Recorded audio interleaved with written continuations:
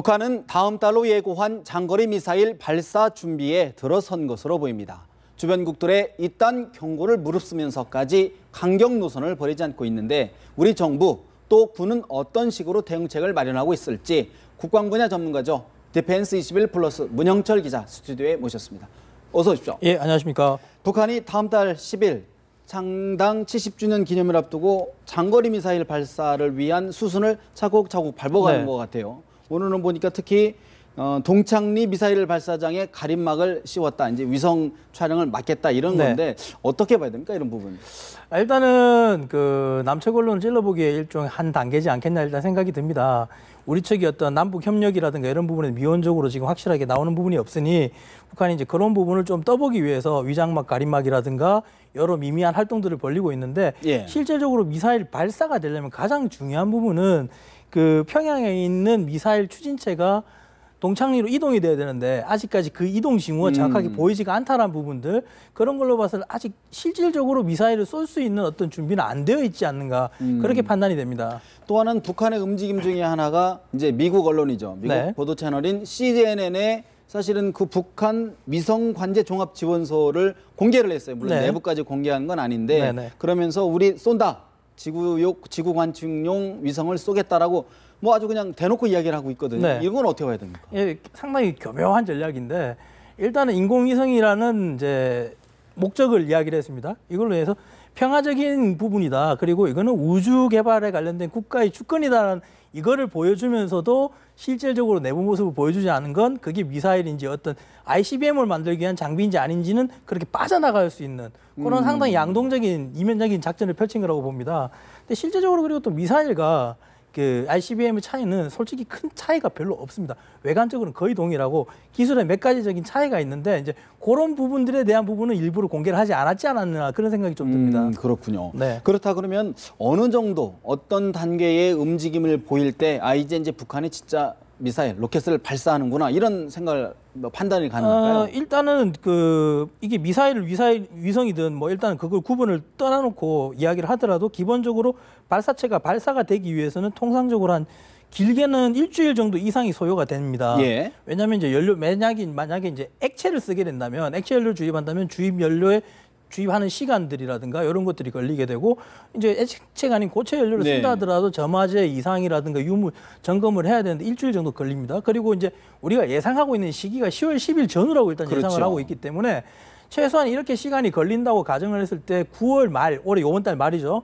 이제 한 다음 주 정도쯤 되면은 이미 이동이 시작돼야 된다라고 일단 예측이 되는데 그 이동이 포착이 됐다면 이제는 징후가 확실하게 보이지 않느냐라고 일단 봐야 될 것 같습니다. 그러면 이동 같은 경우도 이 뭐 위성 같은 거로 관찰이 바로 가능합니까? 아니면 일단은 특수한 기차로 이동을 하기 때문에 물론 이제 기차 자체를 위장하거나 이런 식으로 할 수는 있겠지만은 일단은 철로에서 이동하는 거는 포착이 될 수 있는 부분이니까 그걸로 우리가 이제 예측을 해야 되지 않겠나 싶습니다. 충분히 예측 가능하다 그렇게 보여야 되고 관련해서 우리 군이 오늘 이제 국정감사에 그런 이야기를 했습니다. 전략적 핵심 시설, 이른바 뭐 미사일 발사 기지라든가 무슨 시설을 직접적으로 타격할 수 있는 특수부대를 만들겠다. 이거 어떤 이야기입니까? 뭐 이 이야기에 앞서서 뭐 우리 언론에서 작게 501호라든가 그다음에 참수 계획이라는 것들이 일부 드러났는데 쉽게 이야기를 하자면 똑같은 맥락입니다. 501호나 참수 계획이나 이게 타격 부대를 만들겠다라는 건 결국은 징후가 있을 때 원천적으로 선제적으로 공격을 해서 그 의도로 무참하게 박살내버리겠다는 의도입니다. 이게 이제 23일 국회 국방위에서 이제 나왔던 이야기인데 당시 특수전사령부의 발표한 내용을 따르면은 현재 이제 특수전 여단이 약 6개 정도가 있는데 이 중 하나를 특수부대로 이제 편성을 하겠다. 이렇게 이제 발표를 한 겁니다. 그래서 이제 이 특수부대를 어떤 식으로 그럼 운용을 할 것인가라고 이야기했을 때는 여단 하나를 어떤 특수작전부대로 지정을 하고 그리고 기존에 이제 한미연합 활동이라는 이런 것들에 의해서 이제 이동 자원들이라든가 이제 기동 자원들을 빌려섰는데 그거 이제 항공작전사령부하고도 연결을 했었죠. 이런 것들을 즉각적으로 좀 더 하기 위해서는 항공부대까지 예하의 특수작전사령부 내에 예하로 붙이겠다라는 계획까지도 일단 발표를 했습니다. 그렇다 그러면 어떤 예를 들어 위협 징후가 보인다 그러면 한미 연합 당국이 판단을 해서 타격을 할 수도 있다 이렇게 볼 수 있는 겁니까? 일단 그렇게 볼 수 있는 부분이 크죠. 그렇다 그러면 실제 예를 들어 전쟁 상황이 아니더라도 도발 위협 상황에서도 특수부대가 갈 수 있다.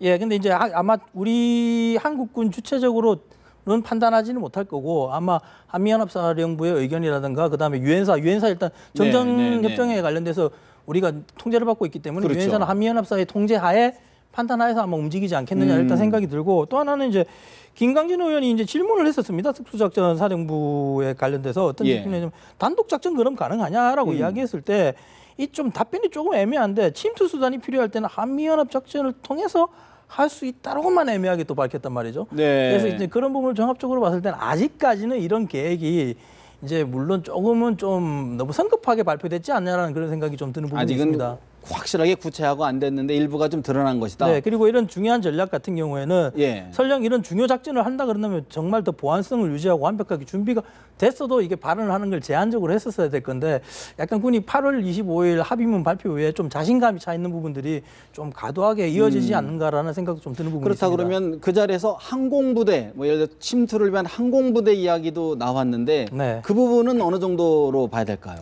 일단 이 부분도 항공 자산을 지금 우리 육군 같은 경우에 일단 특수작전사령부 자체가 육군에 소속이 되어 있습니다. 물론 해공군도 특수부대는 다 보유를 하고 있습니다만 주력 특수작전부대가 일단 육군의 특수작전사령부입니다.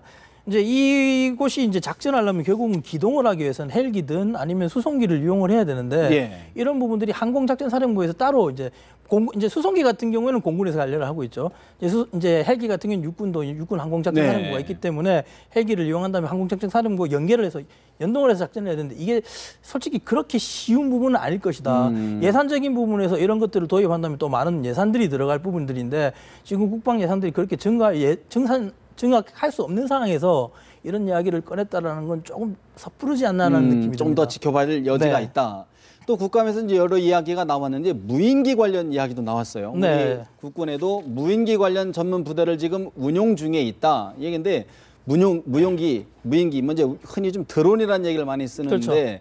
어떻게 좀 정말 무기로 썼던 효과가 크게 있는 겁니까? 예, 실제적으로 뭐 아프간이라든가 이라크 전투에서 미국 같은 경우에 뭐 미국만 아니라 다국적 국군들이 상당히 이 드론을 이용해서 활용들을 많이 했습니다.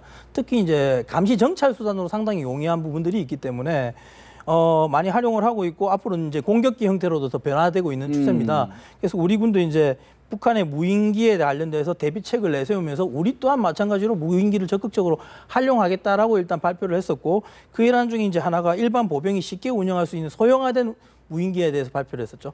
이제 경량화되고 소형화돼 있고 그리고 네. 작전 반경은 이제 1시간에 80km까지 가면서도 그 일선의 부대들이 작전을 충분히 할 수 있도록 지원해 줄 수 있는 그런 항공기를 운영하겠다 일단 네. 발표가 나왔습니다.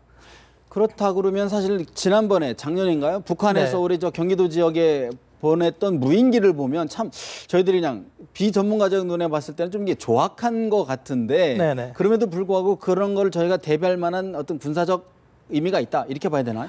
일단 지난 8월 22일이었죠. 예. 북한이 우리 이제 포격전 이후에 긴장된 상황에서 무인기를 보냈었는데 그때 군은 이제 대처를 저고도 감지 레이더에서 그걸 감지했고 헬기하고 전투기를 투입했지만 결국은 기총사수나 사격은 안 했습니다. 그래서 북한군 무인기가 결국은 이제 돌아가 버렸는데 이 과정에서 보면은 그 우리 군의 준비 체계가 그렇게 큰 문제가 있느냐라고 볼 때는 제가 봤을 때는 아직까지 큰 문제는 없다라고 일단 판단이 되고요. 물론 더 보강이 돼야 될 부분도 있긴 하겠지만 예산이나 종합적인 전략적으로 전술적으로 종합적인 판단을 해서 이 준비를 해야 되는 부분이기 때문에 예. 현재 상태에서는 뭐 군은 충분히 잘 하고 있다라고 일단 봅니다. 이제 문제는 뭐냐면 우리가 무인기에 대해서 어떻게 생각할 거냐의 문제인데 뭐 의견은 다 각자 부분합니다. 군사 전문가들 사이에서도 예. 위험하다, 위험하지 않다라고 보시는 분들이 많은데 이게 실체적 위험이냐 아니면 잠재적 위험이냐를 우리가 좀 구분해서 좀 볼 필요가 있다라고 생각이 듭니다. 예. 이제 실체적 위협이라 본다면 이 정말 무인기나 무기가 안보상에 정말 큰 위협이 바로 될 수 있는 위협이냐라고 봐야 되는데 제가 봤을 땐 그렇지는 않다라는 거기까지는 거죠. 아니다. 이제 잠재적인 위험이 될 수 있기 때문에 우리가 이거를 쉽게 막 눈밖에 버려버리거나 그러지는 않아야 되겠지만은 예의주시를 하되 이거에 대해서 너무 가민하게 민감하게 반응할 필요는 없다. 그렇게 생각이 듭니다. 그러면 북한의 무인기, 드론 기술은 뭐 전문가들이 볼 때는 어느 정도 수준에 와 있는 거로 봐야 될까요? 실제적으로 자체적인 기술이 있다라고 보기는 힘들고 현재 이번에 그 8월 22일 같은 경우에는 방연2라고 북한 쪽에서 부르는 기체라고 추정이 되는데 이 같은 경우에는 이제 중국제 D4라는 무인기를 카피를 한 겁니다. 어. 그러니까 자체적으로 만들 수는 있다 하더라도 어떤 기술이 상당 부분 올라간 것도 아니고 또 하나는 이제 이 무인기가 공격기라든가 좀 더 정밀화되어 있는 임무를 띠기 위해서는 위성항법이라든가 관성항법들 이런 첨단 기술들이 들어가야 되는데 이런 기술들은 솔직히 우리도 그렇게 아직까지 확실하게 자리를 잡은 기술들이 아닌데 북한이 고립화되어 있는 북한이 이런 기술을 확립했다고 보기 상당히 어렵습니다. 어렵다. 그렇기 때문에 아주 위험한 실체적인 위협이라기보다는 잠재적인 위험성이 큰 무기체계로서 우리가 받아들여야 되지 않겠나 그렇게 생각이 듭니다. 근데 일반 시민들이나 국민들은 예를 들어서 조악한 수준의 무인기라 하더라도 우리 지금 서울 휴전선하고 서울이 좀 가깝지 않습니까? 그럼 그렇죠. 예를 들어 그냥 침투를 해가지고 서울 도심에 뭐 폭탄을 터뜨린다든가 아니면 뭐 정말 생화탄을 터뜨린다든가 이런 거를 좀 걱정하는 거 아닙니까? 예, 맞습니다. 그 뭐 스모킹건이라든가 뭐 이렇게 해서 그 안에다가 화생방 물자라든가 이런 것들 투입해서 했을 때 상당히 위험하지 않겠냐는 이야기를 하는데 네. 일단 그 무인기 자체가 정밀하지 못한 탓으로 인해서 정확하게 투여를 할 수 있는지도 일단 의문이고 중요한 건 그 작은 기체에 북한이 저번에 보셨다시피 그 민간용 상용 카메라를 그 안에 넣지 않습니까? 네네네. 그걸 바로 전송하는 방식도 아니었습니다. 회수해서 보는 방식이었고 도중에 떨어지는 거였습니다. 대부분들이 돌아갈 능력이 없다는 건 뭐냐면 결국은 존재감을 보여주는 무기라는 거죠.